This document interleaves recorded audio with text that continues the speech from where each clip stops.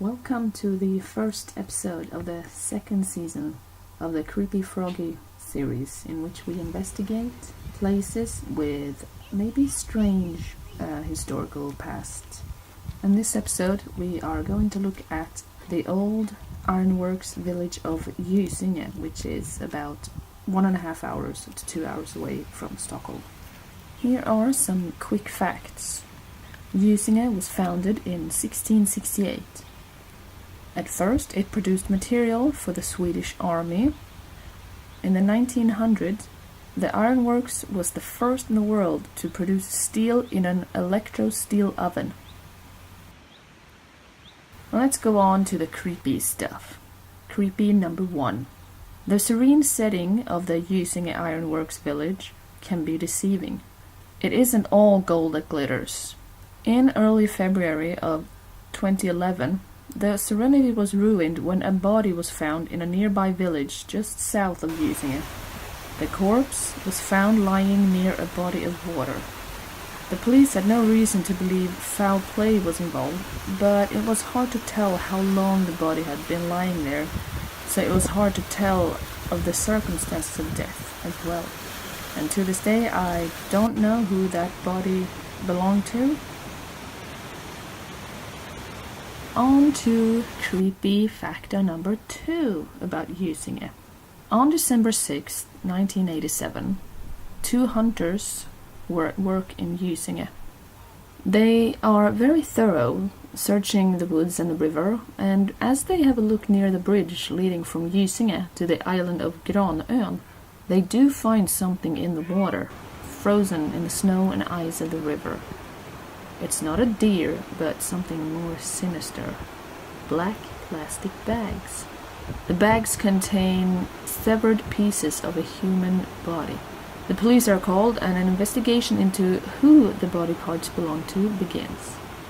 Almost 2 months later, at the end of January 1988, the identity of the body has been established.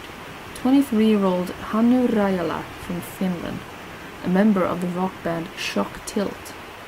Hannu disappeared at the end of November and was reported missing a few days later. Just a day after the identity of the dead man has been found out, the police arrest a suspect, Anders Karlsson, the band's manager. It was he who had reported Hannu missing. Now back the tape up a few months to the autumn of 1987. The rock band Shock Tilt was in need of a manager and put an ad in the Yellow Pages. Anders Karlsson answered the ad and became their manager. In November, the band was supposed to go to West Germany to sign a record deal. Anders Karlsson had chosen Hannu Rajala to be the one band member to join him on the journey, but they never made it to their destination. Instead, Anders brought Hannu to his flat in Stockholm, where he used ether to put Hannu to sleep. Apart from raping the victim, Anders also skinned him. The victim was murdered by strangulation and having his throat slit. And lastly, the body was cut up into several pieces and put in bags. So how did these bags end up in a river 2 hours north of Stockholm, where the murder took place? Well, it turned out that Anders Karlsson had ties to Gävle, a town north of Stockholm. Now, Gävle is not far from Gysinge. The manager was sentenced to psychiatric care after having been determined mentally ill. During his sentence, he managed to contact other young musicians several times, and once he even escaped. And on to creepy thing number 3 that has happened near or around Gysinge. From December 30, 1820 to March 27, 1821, 31 persons were attacked by a wolf in the woods near Gysinge.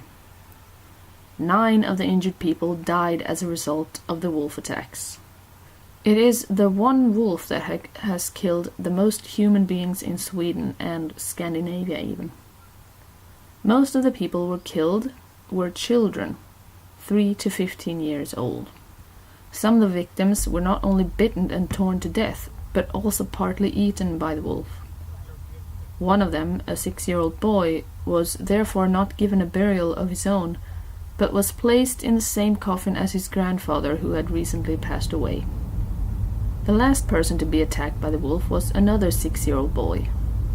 His father managed to yank the boy from the wolf's grip, but the boy still died shortly after from his injuries.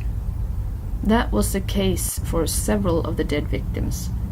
Their parents fought desperately to save the children from the wolf, but failed. In April 1821, the wolf was shot and killed, and the people of Gysinge and the nearby villages could let out a sigh of relief.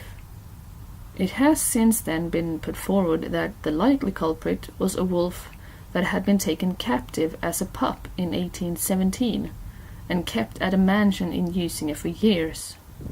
It was either released on purpose or escaped. The Gysinge wolf has been depicted in a TV show called Manhunters that was aired on BBC in 2005. Now that was it for this week. I hope you enjoyed these little fact snippets from history. Bye.